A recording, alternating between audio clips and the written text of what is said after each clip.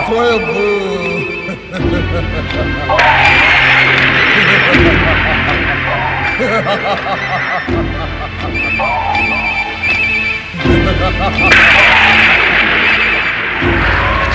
स्वयंभू, स्वयंभू। प्रणाम माताश्री। तुम्हें देखकर ही ऐसा प्रतीत हो रहा है पुत्र कि तुम माता दिति को दिए हुए मेरे वचन को अवश्य पूर्ण करोगे। माता का वचन पूर्ण करना पुत्र का निर्धारित कर्तव्य है। स्वयंभू। प्रणाम पिताश्री। पुत्र। स्वयंभू माता, स्वयंभू। मुझे कुछ भी कहने की आवश्यकता नहीं। मैं भली भांति जानता हूं कि मुझे क्या करना है।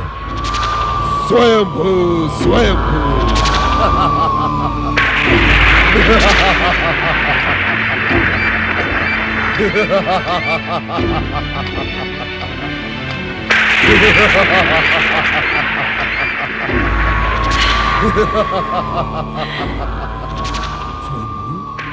सुंदर, अति सुंदर। प्रणाम। स्वयंभू।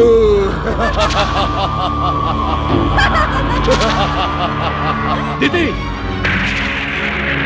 एक ऋषि पत्नी को इस प्रकार दैत्यों की भांति अट्टहास शोभा नहीं देता। ऋषि पत्नी? अरे मूर्ख ऋषि, क्या तू इतना भी नहीं जानता कि एक ऋषि पत्नी होने से दिति का सौभाग्य नहीं जागा है, अपितु दक्ष प्रजापति की पुत्री देवी दिति के पति होने के कारण तुम्हारा सौभाग्य जागा है।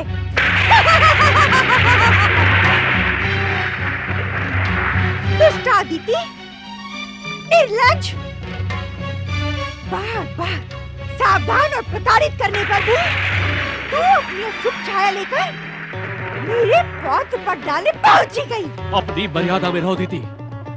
मुझे मर्यादा का पाठ पढ़ाने का दुस्साहस न करना। अरे दुष्टा, दूर हो जा मेरी दृष्टि से। वज्रांग पुत्र पर तुम्हारा अकेले का अधिकार कैसे हो गया?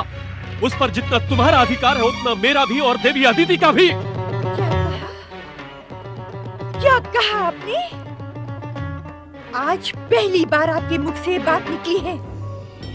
इसे अंतिम समझ ले। आज के पश्चात यदि मेरे पौत्र पर अधिकार की बात सोची भी तो मैं सर्पनी बनकर तुम दोनों को डस लूंगी। तुम्हें सर्पनी बनने की आवश्यकता नहीं है। तुम तो जन्म से ही सर्पनी हो, सर्पनी। ऋषिवर, उत्तेजित होकर आप अपने तप को नष्ट ना करें। हम यही मान लेते हैं कि पुत्र वज्रांग पर हमारा कोई अधिकार नहीं है। देवताओं की माता का दैत्यों पर अधिकार हो भी नहीं सकता। आज के पश्चात यदि तूने मेरे पौत्र पर कुदृष्टि डालने का प्रयास भी किया तो मैं शब्दों की नहीं प्रहार की भाषा में बात करूंगी।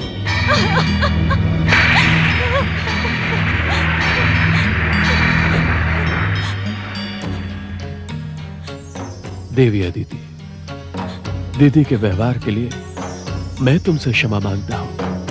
मुझे लज्जित ना करें ऋषिवर। देवी अदिति, दीदी का दुर्व्यवहार शिष्टता और मर्यादाओं की हर सीमा लांघ चुका है, परंतु हम अपने कर्तव्यों से बंधे हैं। इच्छा होने पर भी आश्रम का त्याग नहीं कर सकते। उद्विग्न ना हो ऋषिवर। समय आने पर दीदी का स्वभाव अवश्य बदलेगा। आने वाला भविष्य तुम्हें इंद्र और सूर्य के साथ धैर्य की माता कहकर पुकारेगा। देवी अदिति, तुम धैर्य की माता और सहनशीलता की देवी हो। निकल जा यहाँ से।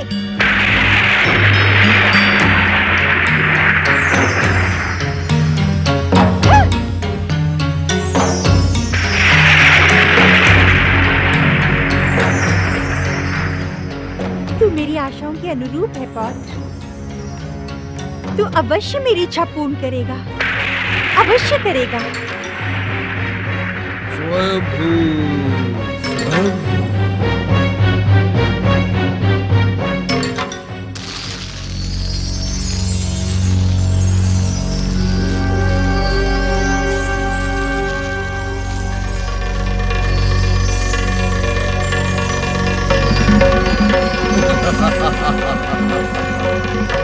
स्वयंभू, स्वयंभू। सुंदर, अति सुंदर। स्वयंभू।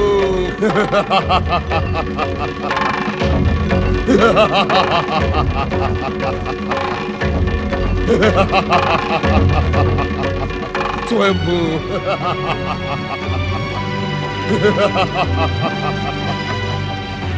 पात्र, पात्र, तूने जन्म लेते ही मेरी अतृप्त आत्मा को शांति प्रदान की है। अब मेरी अपूर्ण मनोकामनाएं अवश्य पूर्ण होंगी। पितामही, आपकी हर मनोकामना पूर्ण करने के लिए ही मेरा जन्म हुआ है। तू अवश्य सफल होगा पौत्र। मैं तुम में दैत्य जाति का वो रूप देख रही हूँ जो भीरू इंद्र और दुष्ट देवताओं का सर्वनाश कर देगा। स्वयंभू। कौन इंद्र, कौन देवता, मुझे शीघ्र बताए पितामही। मैं इस क्षण उसका भोग लगाकर अपनी भूख को शांत कर लूंगा।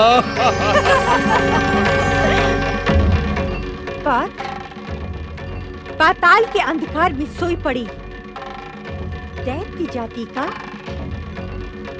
तू तारक सिद्ध होगा, इस बात का मुझे पूर्ण विश्वास हो चुका है।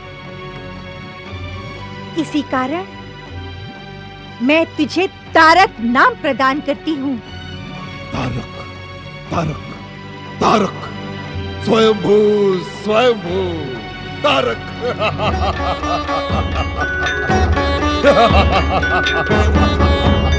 तारक।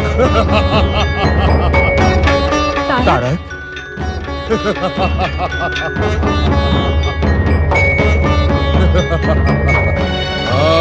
तारक। हाँ, तारक। यही नाम इसकी शक्ति की वृद्धि के साथ तार का सिर बनेगा और तार का सिर बनकर त्रैलोक्य में दैत्य शक्ति के तारण का प्रतीक बनेगा। तार का सिर। वज्रांग, तेरी मूर्खता और कायरता के कारण दैत्य शक्ति को जो हानि पहुंची है, उसकी पूर्ति तेरा परम पुत्र तारकासुर करेगा। अरे वज्रांग, तेरे परम वीर पुत्र के जन्म पर एक बार तो दैत्यों की भांति भयानक अट्टहास कर भीरू। क्या आपको अपने परमवीर दैत्य पुत्र पर कोई गर्व नहीं? क्या तारकासुर का उत्साह बढ़ाने योग्य दो शब्द भी आप नहीं कह सकते? क्यों भीरू और कायर के संबोधन से आप संतुष्ट हो जाते हैं?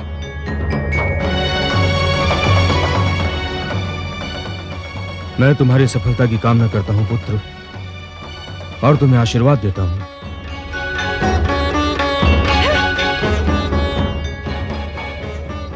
तुम्हारा पिता यहाँ से ये सोचकर भाग गया कि कहीं मैं उसे भी तुम्हारे साथ स्वर्ग अभियान पर न भेज दूं। तारक, तुम्हारा पिता दैत्य होते हुए भी दैत्य नहीं है। तुम इसकी ओर तनिक भी ध्यान नहीं देना। ये मेरा पुत्र है। ये आपकी शिक्षा और आपके आदेशों को ही कर्तव्य मानकर चलेगा। पितामही,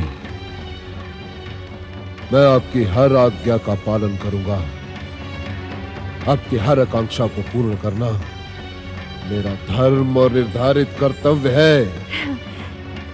तो मैं तुम्हें वचन देती हूँ,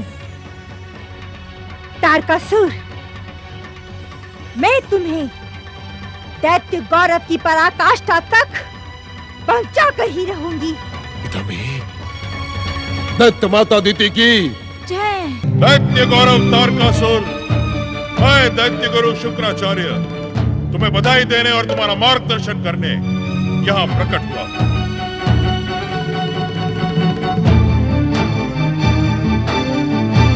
चकित न हो दक्ष पुत्री दीदी, मैं भृगुपुत्र भार्गव शुक्राचार्य तुम्हारे ही समान मैं भी ब्रह्मा जी के मानस पुत्र तथा सप्त ऋषियों में सर्वश्रेष्ठ भृगु ऋषि का पुत्र होने के कारण ब्रह्मा जी का पौत्र हूं। मुझे दैत्य गुरु का पद प्राप्त हुआ है।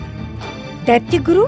हाँ, तुम सबकी भांति मैं भी दैत्य जाति का गौरव संसार के सर्वोच्च शिखर पर देखने का इच्छुक हूँ। पृथ्वी, पाताल और स्वर्ग पर एक छत्र दैत्य शासन ही मेरा उद्देश्य है। आपका स्वागत है दैत्य गुरु।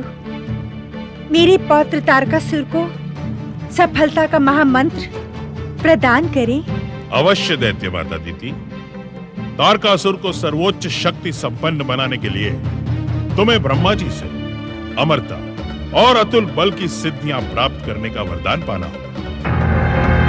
मैं भी अपने पौत्र तारक को यही आदेश देने की इच्छुक थी दैत्य गुरु। अभी मेरी बात पूर्ण नहीं हुई है दैत्य माता। गुरु और शिष्य के मध्य शिष्य के संग रक्षकों को निर्धारित मर्यादा का पालन करना परम आवश्यक है। पुत्र की पहली शिक्षिका, प्रथम गुरु, उसकी माँ और संरक्षक होते हैं दैत्य गुरु।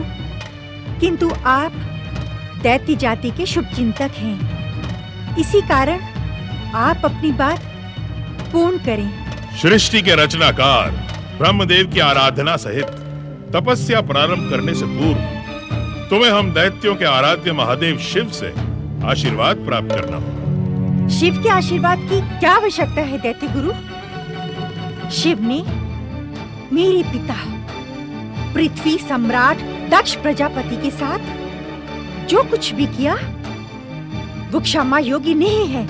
शिव कृपा और शिव शंकर के आशीर्वाद के बिना दैत्य जाति का उत्कर्ष नहीं हो सकता दैत्य माता दीदी। किंतु क्यों दैत्य गुरु? इस क्यों का उत्तर आपको तारकासुर के उत्कर्ष व सफलता के पश्चात प्राप्त हो जाएगा। किंतु यह भी सत्य है कि भोलेनाथ दैत्य जाति का एकमात्र हित चिंतक है। शिष्य जब गुरु के बताए हुए मार्ग पर संदेह त्याग कर चलता है तभी उसका कल्याण होता है। तुम्हें शिव के समीप जाने की कोई आवश्यकता नहीं है तारकासुर। मैं स्वयं कैलाश जाऊंगी और मैं स्वयं परखूंगी कि दैत्य गुरु शुक्राचार्य का कथन कितना सत्य है। पितामही, मेरे लिए क्या आज्ञा है? तारकासुर, तुम इसी क्षण पर्वत के किसी उच्च शिखर पर बैठकर परमपिता ब्रह्मा जी की अखंड तपस्या प्रारंभ कर दो। जो आज्ञा। प्रणाम माता।